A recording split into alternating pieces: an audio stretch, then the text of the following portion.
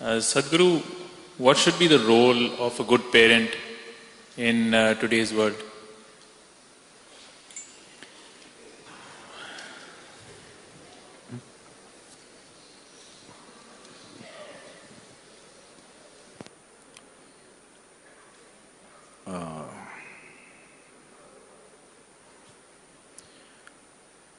What is the role of a good parent?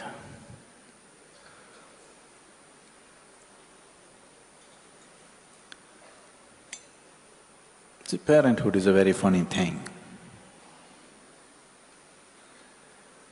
You're trying to do something that nobody has ever known how to do it well.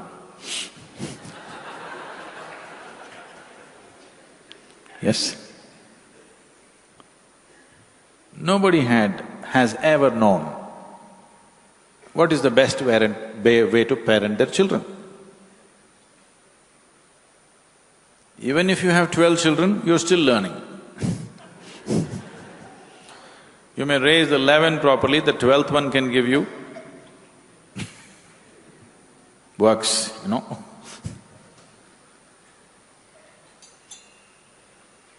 So, but you want to do your best. So what is the best thing you can do? One foremost thing I would say is, first thing is to work upon yourself a little bit. Spend sufficient time with yourself. Look at yourself carefully. How you are, how you sit, how you stand, how you speak, what you do, what you don't do. I think you must look at yourself very carefully because the children are picking up everything rapidly and they'll exaggerate everything that you're doing. So, one foremost thing is, at least make yourself in such a way that you would like to be. Somebody may not approve, it doesn't matter. At least you made yourself in such a way that you like the way you are. At least that much you must do. Maybe you cannot raise to somebody else's standards. We don't know what kind of standards they set for you. But at least you must become the way you like it, the way you are. That is a must.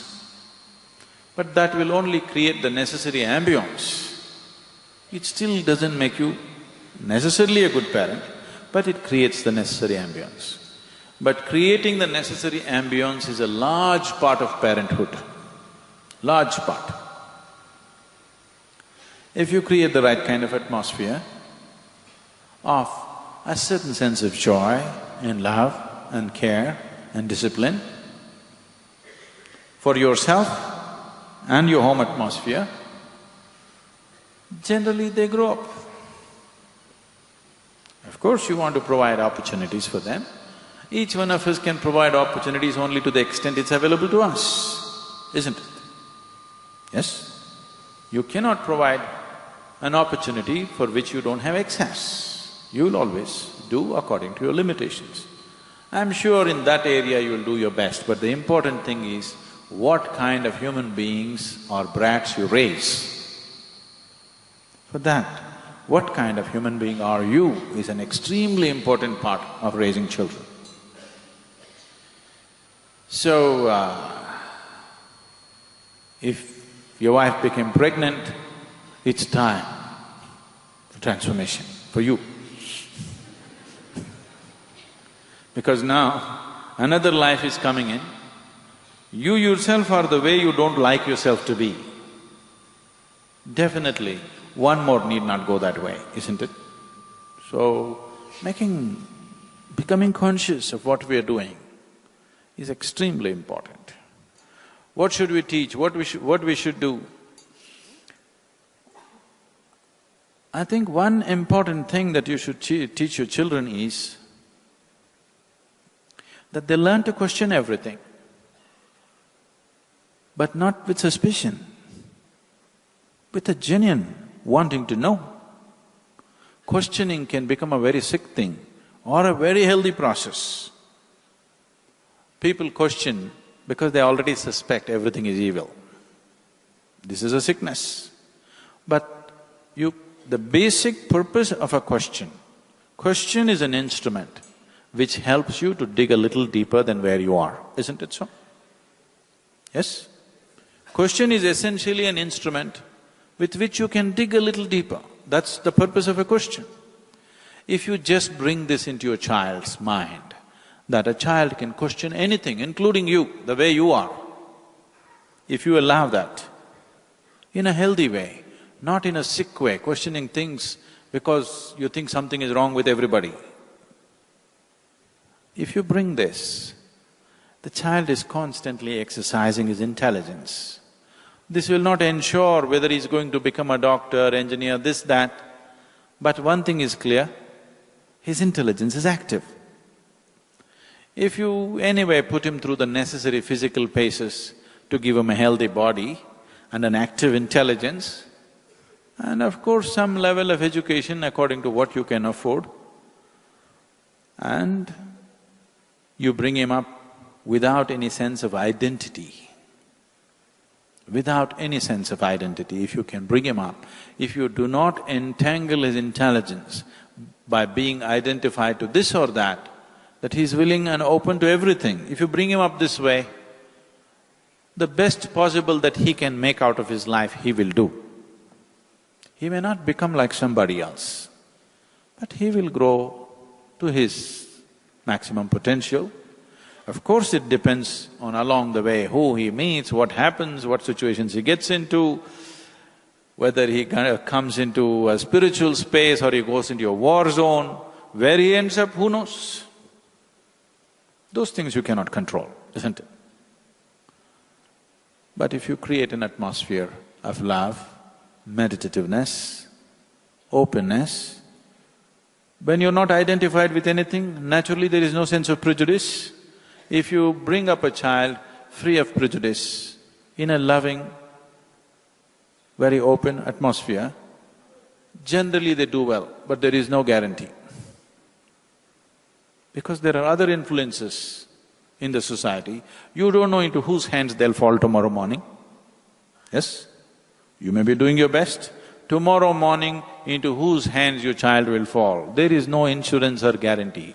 That's a risk that you're taking, always. But the only thing is, did you do your best or not? That's all there is to life. They should not go off track because of you. If they get lost because of somebody, because of some other situation, that's beyond you. But they should not get lost because of you, isn't it? That will be a crime. That you implant fear into them, you bring fear into them, you bring prejudice into them, you bring hatred into them. Now because of you, they're going off the track. This is an unpardonable crime. A parent should not do this to a child. But this is happening in so many different levels. You are imparting your fear, your this, your that, all kinds of your limitations should not be transferred to the next generation, isn't it? Whatever your limitations, they should not be transferred to the next generation. If you are not confident of doing this, I think we should create more and more spaces where children can grow up better. Not every parent who has born a child is necessarily capable of bringing up their children well, for a variety of reasons. It could be because of your profession, because of where you live and what you do, all kinds of things. I think we need more and more places where children can grow up well. We are trying to create those spaces, but these kind of spaces cannot be created simply by hiring professional teachers. This can only be done if they're very committed, dedicated, focused volunteers who want to do it, who are committed to making it happen. If that's not there, people who are trying to earn a livelihood, they will not commit themselves to somebody else's children, They will just teach them science and social studies. They will not pour life into that. So creating such spaces is a challenge, but this is a basic responsibility that humanity has to fulfill, that if you're not concerned that the next generation of human beings are at least one step ahead of you and me. If this concern is not there in our hearts, I think we better become an endangered species. Isn't it so? It's extremely important that we have this concern that the next generation should live little more joyfully, with less fear. Maybe no fear is a little faraway thing, with less fear, with less prejudice, with less entanglement, with less hatred, with less misery. This we must aim for, isn't it? And if you have 2 children, that's your contribution to the next generation, that you don't leave 2 brats into the world. You are leaving human beings who are at least a little better than you. That's a great contribution one can do.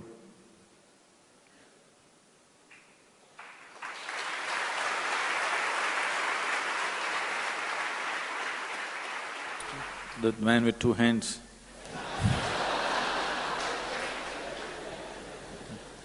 Namaskaram, Sadhguru.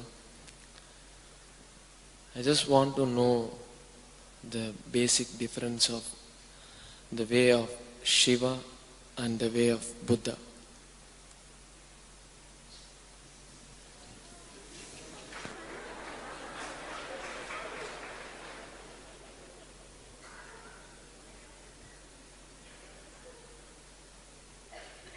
It's very easy to talk about Buddha's way, because it's very logical. It's quite simple, actually. And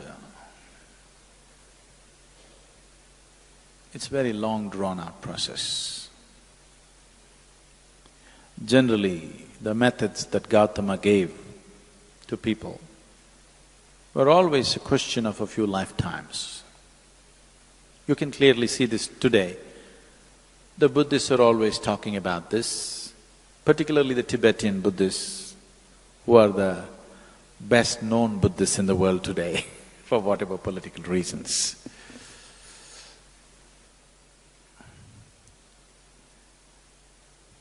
They're always talking about a few lifetimes of work.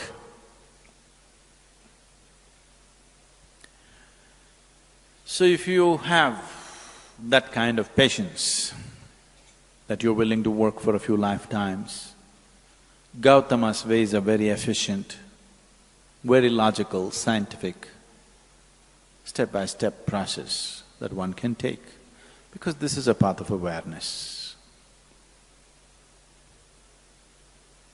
The significance of walking the path of awareness is, there are milestones on the way which tell you come 1 mile, 2 miles, 10 miles. It tells you where you are.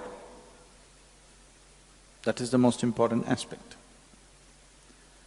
That is, without too much trust or devotion, you can still grow. Because you have a method to hang on to, you just keep doing it, keep doing it, keep doing it. It clearly shows you that you're progressing. But with Shiva, there is no such guarantee. And he doesn't fix milestones. You don't know whether you're going forward or backward. But you're going somewhere, that's all you know. It's like falling into your bottomless pit. That sounds terrifying. I want you to understand this. A bottomless pit is the safest place to fall into.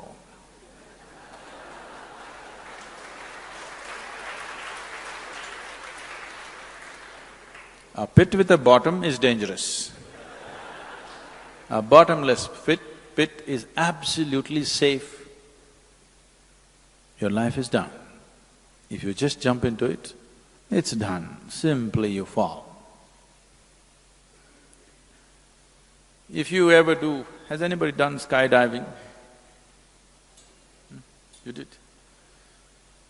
So, if you have a free fall, then if you do not open your parachute for a few thousand feet, you don't know whether you're going down or going up, nothing, it just feels like you're floating around and it's wonderful. Only when you look down, the damn planet is coming at you at a tremendous speed. If this planet is taken off, this is a great experience. Only if you look down, it's just coming at you at tremendous speed. That's the only problem. Falling is… don't understand the falling as a negative thing. Falling is a great thing. Did you ever fall in love? Only when you hit the bottom, then it gets bad.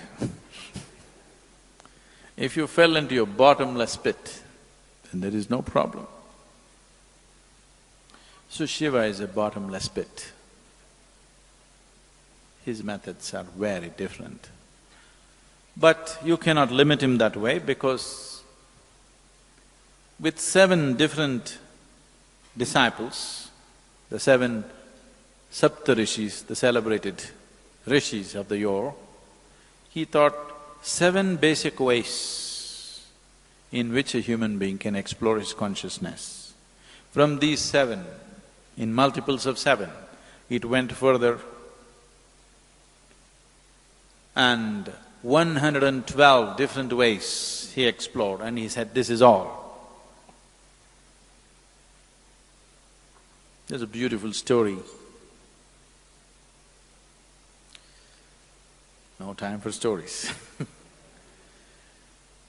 So, he expounded 112 different ways as to how a human being can attain to his peak. And these 112 are the 112 chakras in the body. There are 114, but 2 of them are outside the physical body. He left those 2 and he said, 112 different ways of attaining when you're embodied. That means every chakra in the body, every meeting point of the energy system, one particular way of attaining. So he did not leave anything out. So Buddha is a small part of his work. I want you to understand. Gautama himself didn't go simply sit in the forest. The 8 years of his sadhana, he spent with various teachers across the country. And the whole spine of this spiritual process, this knowledge, has essentially come from Shiva. Wherever it is, whichever part of the world it is, the basic spiritual process comes from this spine, and it's been taken to different parts of the world in so many different forms. They look so different because these 112 different ways look absolutely different from one another. So what is the difference between Shiva and Buddha is not an appropriate question. Which aspect of Shiva did Buddha explore? He explored the path of awareness, which is one aspect. It's very unidimensional, but the significance of Gautama Buddha is, he's very scientific, clinical. He appeals to the logical mind. But he's like… He also said like this, many times he was an ascetic, he just sat unmoving. But many times he was mad, dancing, drunk. He was in all kinds of states because he didn't limit himself to any particular dimension. He just explored every aspect of life.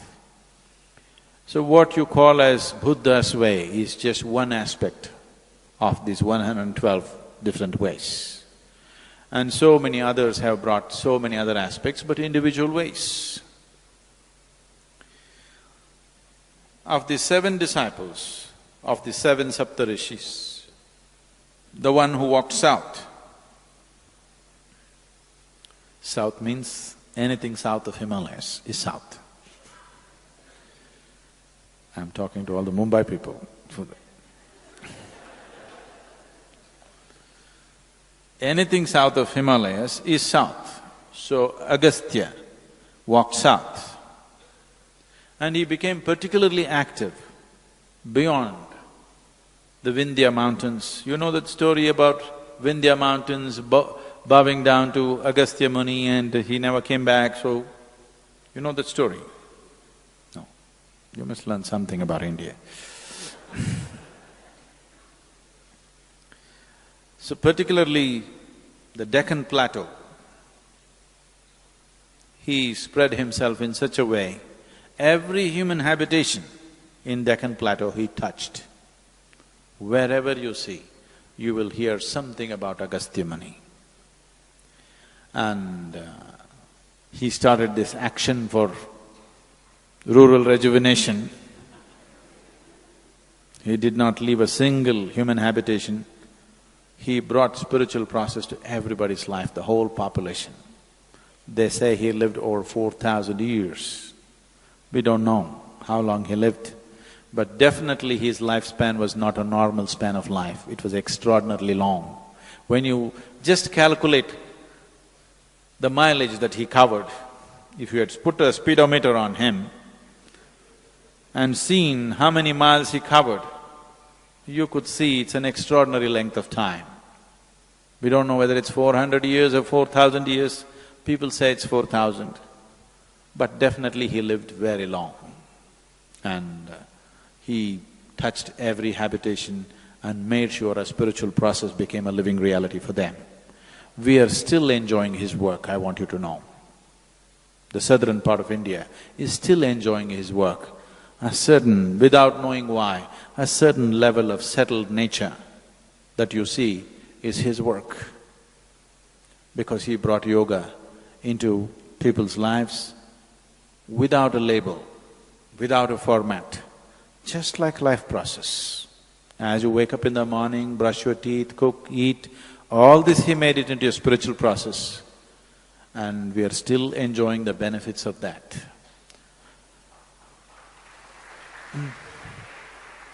If you look at any spiritual process anywhere on the planet, you will see it is not outside the 112 ways in which Shiva explored this. But unfortunately, I am always strongly feeling about this. This is one being who has not been sufficiently acknowledged for the work that he has done, not as a god, for the work that he has done, for the knowledge that he spread, for the capability and empowerment that he did to humanity, the work that he did on human consciousness, for that he has not been sufficiently acknowledged. That's one of my wishes, that in the next 100 years, this one being must find more acknowledgement, because what he has done, no other being has done on this planet, no other.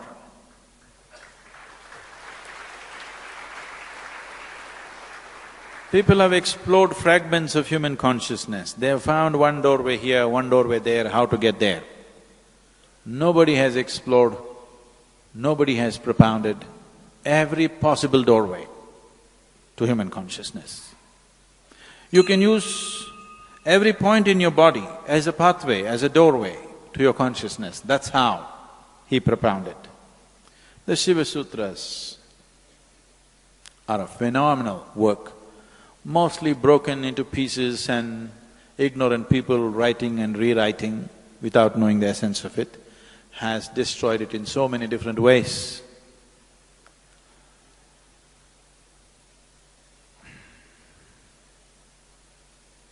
But I have enjoyed being his partner, and I know the depth and the dimension of his work, and he has not found even a fragment of acknowledgement that he deserves. Just saying somebody is a god is not good. As a being, what work he has done, he needs to be acknowledged for that. So, I always slip him in all kinds of odd places. I have taken him to places where he would have never been allowed entry. Many places like this. So, because if you do not acknowledge a certain work that's been done, the possibility of making use of it also is gone in your life, isn't it?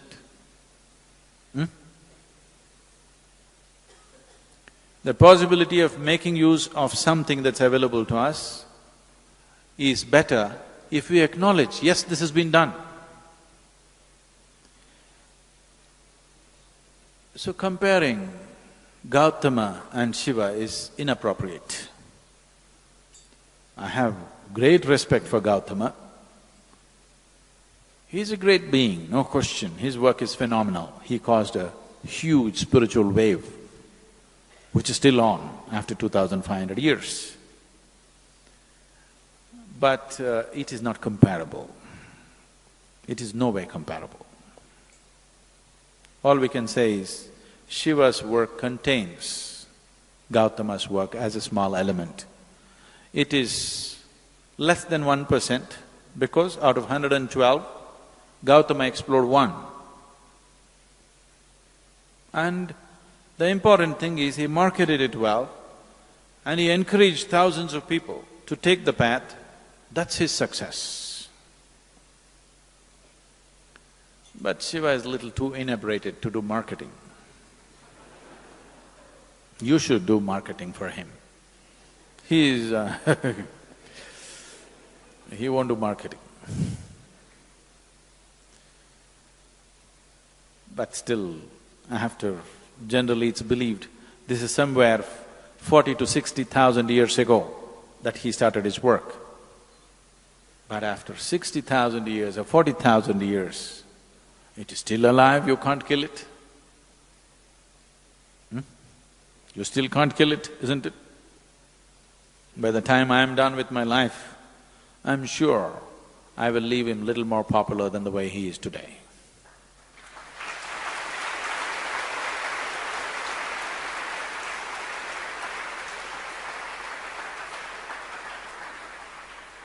Before you go home, you decide, one of your limitations, one of your problems, one of your nonsense that people suffer around you, one of those things should go. You can't leave all of it wholesale, at least one. Shall we? Because without transformation, empty spirituality, talking spirituality, acting spiritual is no good. Some transformation must happen, isn't it?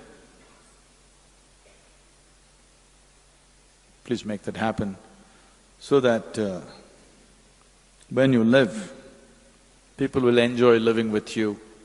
When you die, they'll miss you. That's how you should live.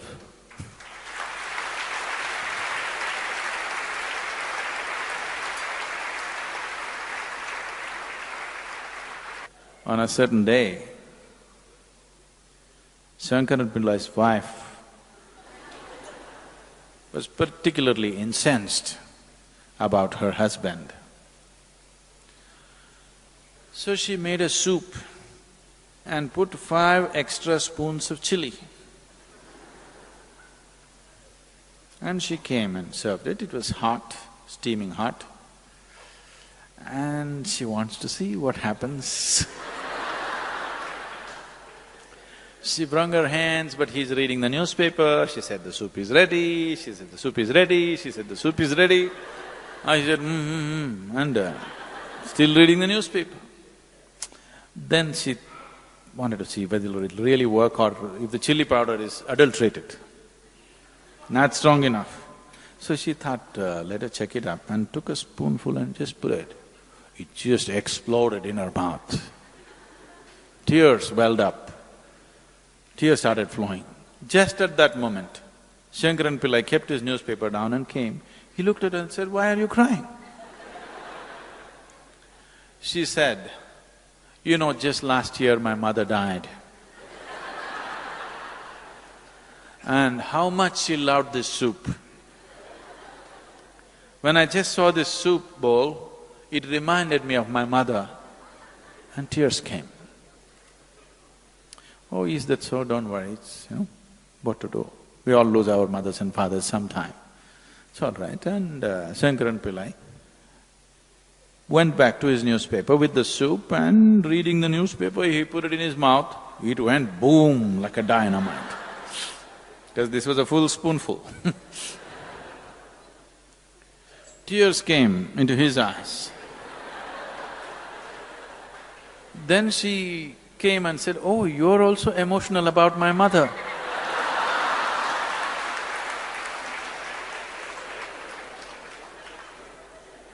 He said, "No, I am not crying because your mother died. I am crying because that good mother left and she left you here and went."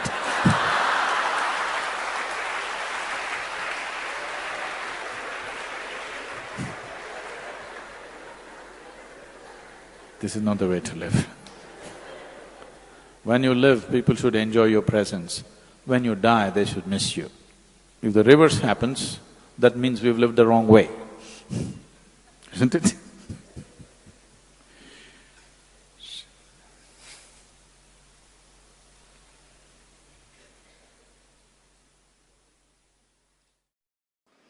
If your stomach is empty, there's only one issue about food.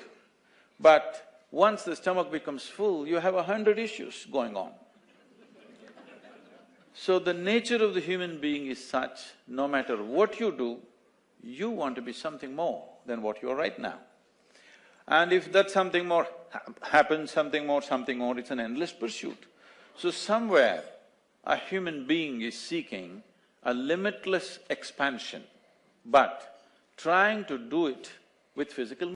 Education, in its true sense, is essentially a tool to expand human perception, if possible, consciousness. But today, the societies have chosen to use education only as a tool to produce cogs for the larger machine. Whatever happens to the planet naturally happens to this body, because this body is a product of the way this planet and this solar system is functioning. This is like the potter's wheel by which this has been made. He went into an elaborate science of this later, but to make it very simple, this much is clear to all of us. There's an elaborate science and mathematics involved in this, but leaving that aside, the way it works. Doing something right means doing it the way it works, isn't it? And it's very important. Whatever we do it the way it works. I'm getting very serious. On a certain day, a man fell into the septic tank. I want all of you to visualize yourself in a septic tank. He desperately tried to come out, he could not. Then he started screaming, "Fire, fire!"